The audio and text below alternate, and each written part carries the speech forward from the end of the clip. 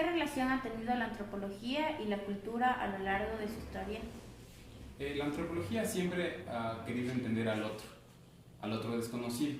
Entonces siempre ha querido entender la cultura de los otros, mientras entendía la cultura de los europeos. La antropología es una ciencia que nace en Europa y se desarrolla también en Estados Unidos.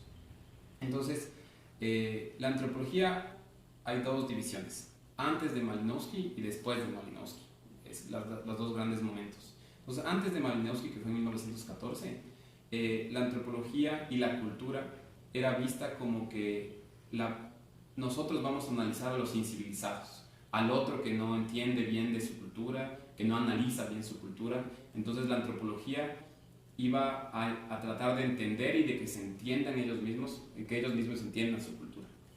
Entonces, digamos, la antropología y la cultura, la antropología siempre ha necesitado y ha querido entender la cultura de los otros. Y después ha habido, digamos, otros procesos que a lo largo del tiempo ha cambiado la forma de entender las culturas, porque ya no solo los europeos ni los estadounidenses hacen antropología, sino también el que antes era considerado el otro, el que antes era considerado otra cultura totalmente distinta, ahora también hace antropología. Entonces, la relación entre cultura y antropología ha cambiado a lo largo del tiempo. ¿Cuál es el proceso de investigación del etnógrafo?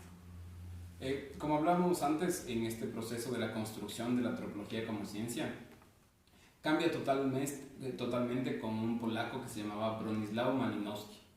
Entonces él era un geniecito que lo que quería es que la antropología sea entendida como una ciencia, así como era la física, así como era la matemática. Porque él decía que antes la antropología siempre estuvo tratado como una ciencia menor, o de plano no como una ciencia, sino como que había muchas especulaciones. Él decía que no se puede construir la antropología especulando, que no se puede hacer antropología sin ir al lugar donde están las personas que se quiere estudiar. Entonces, Malinowski, para hacer esto, para dar este salto gigantesco en la antropología, se va a las Islas Trobriand, que son unas islas chiquititas que quedan cerca de Australia. Entonces él se queda en periodos distintos. Durante la Primera Guerra Mundial en 1914 se queda durante un año y después regresa y después otra vez se queda durante algunos años y construye a la antropología como ciencia. Después de eso, la antropología comienza a tener un método muy específico, comienza a construirse con rigurosidad a través de las enseñanzas de Malinowski. Entonces hay un estudio riguroso, debes estar mucho tiempo, no puedes hacer antropología sin conocer el idioma. Entonces el trabajo del etnógrafo, no puedes construir antropología sin un cuaderno de campo. Entonces el trabajo de la antropología cambia totalmente, porque antes la antropología se hacía desde el escritorio, es decir, había unos cronistas que recibían toda la información de curas, de misioneros que estuvieron en los distintos lugares del otro, del que querías investigar, y entonces vos nunca, el investigador nunca iba a campo, nunca se enfrentaba con el otro, digamos, sino solo eran puras suposiciones y especulaciones. Entonces la etnografía cambia con Malinowski y después cambia totalmente en los 70s, cuando se dan cuenta que Malinowski en estos diarios de las Islas Trobriand escribía, ¿no? que uno no puede pensar que un indígena es menos que él, que el antropólogo no puede creerse superior, pero cuando encuentran unos diarios personales que se publican tiempo después, su esposa publica, él en el fondo, y hay muchas cosas, él odiaba a sus objetos de estudio. Entonces decía que eran unos incivilizados, Entonces, cuando la gente descubre esos diarios, hay toda una confusión, porque dice, si es que Malinowski, que es el padre de la antropología, era en realidad un tipo súper subjetivo, donde sus sentimientos se involucraban totalmente en la investigación, hay toda una crisis, porque entonces la antropología ya no puede ser objetiva como quería Malinowski que sea, porque ya entran otros factores, que incluso entre el factor de la cultura, entre el factor religioso y entre el factor del el que estudia, del antropólogo, como es el que decide cómo se construye la investigación. Entonces no puede ser objetivo desde ahí, porque ya estás metiendo los sentimientos del antropólogo en la investigación. Y desde los 70 se comienza a pensar que no es posible quitar eso, que se comienza a pensar en las subjetividades.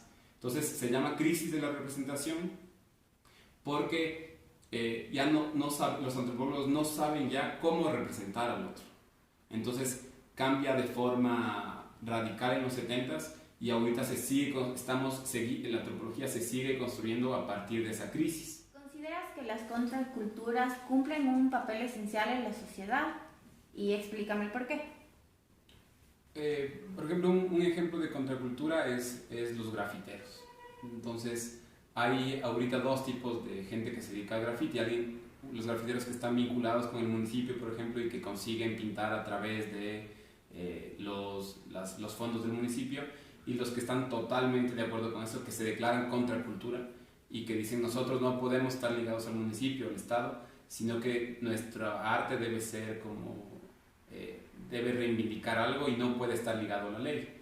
Entonces las contraculturas son parte de las dinámicas sociales y siempre han habido contraculturas, es decir, alguien que se opone a lo establecido por la ley y por el Estado. Entonces el mundo se mueve a través de estas oposiciones. ¿Cómo crees tú que la antropología contemporánea rompe con las normas clásicas? A partir de la crisis de la representación se comienza a pensar en la autoetnografía, que es algo que ahorita se está haciendo mucho. Es decir, que el autor, el antropólogo, está inmerso en la investigación. Y han entrado también otros elementos que son hacer antropología a través de las cámaras fotográficas, hacer antropología a través de las cámaras de video.